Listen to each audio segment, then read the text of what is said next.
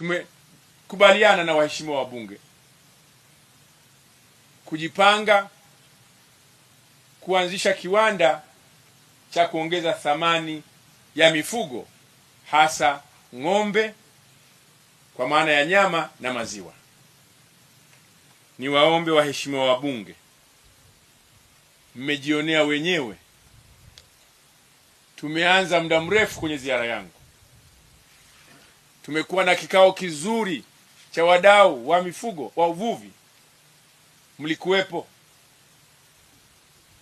Tukafanya kikao kizuri na wawekezaji kwenye ranchi zetu, mlikuwepo.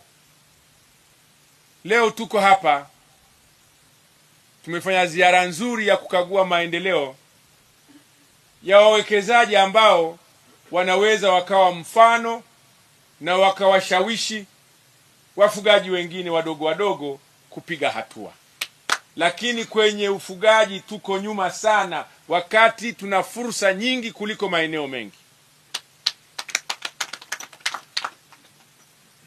Waheshimiwa wabunge na mwenyeji wetu, mnajua tuna ranchi 6 kwa ajili ya ufugaji wa ng'ombe, mbuzi na kondoo.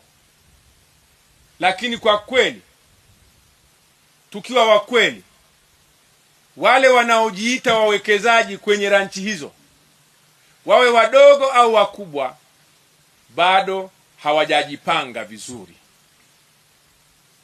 Na kwa hiyo ardhi hiyo tunaitumia kwa kiwango cha chini.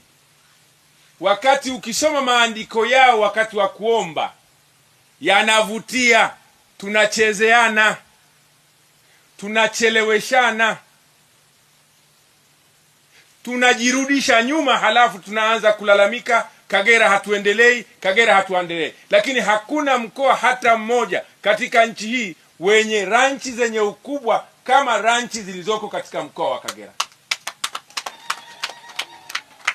Sasa ujumbe wao unaofikisha, na tumesha kubaliana, tumekaa kikao hapa. Natoa taarifa tu kwa umma kwamba nimekaa nao.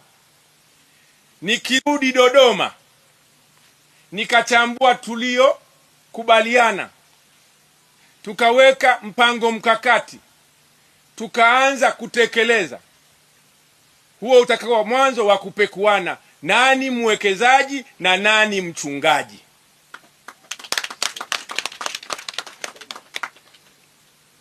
Hatuwezi tukaenda kwa mwendo huu, na ilani imeelekeza kwamba lazima yawepo mabadiliko makubwa kwenye kampuni ya ranchi za taifa nchi nzima,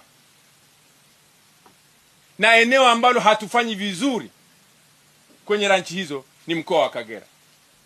Wakati huo tunahitaji ajira,